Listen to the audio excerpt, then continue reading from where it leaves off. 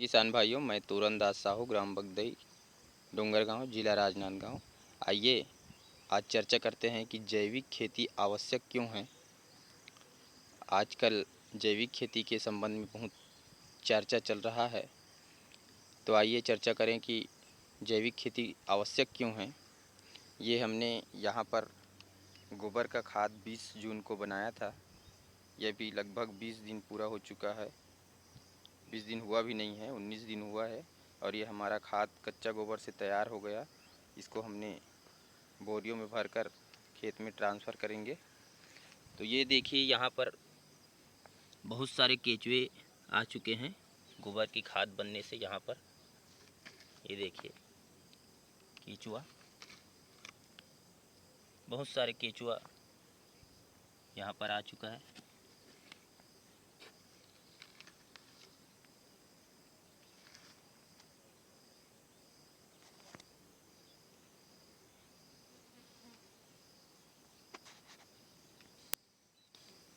ये देखिए, यहाँ पर अनगिनत केचुए बन चुके हैं।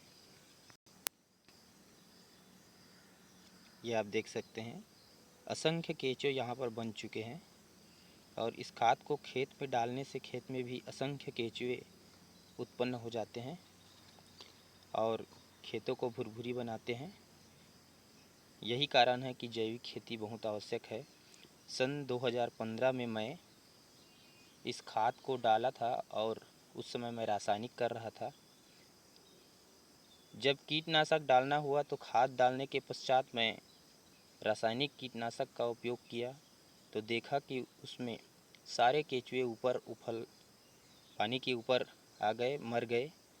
और तब से मैं सन 2015 के पश्चात रासायनिक कीटनाशक का प्रयोग छोड़ दिया।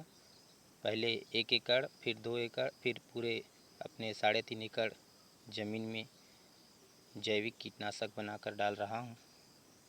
अभी हम रोपाई का काम कर रहे थे तो वहाँ भी हमने 6-6 इंच 5-5 इंच का केचुआ देखा। ये देखिए आप, बहुत सारे असंख्य केचुए यहाँ पर उत्पन्न हो चुके हैं।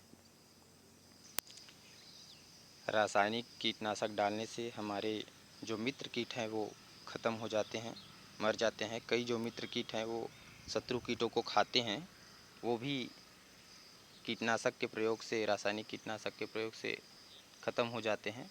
तो इसीलिए आज जैविक खेती की अधिक महत्ता है। अब मैं पूरे अपने 3.5 एकड़ ज़मीन में जैविक खेती से कृषि कर रहा हूँ।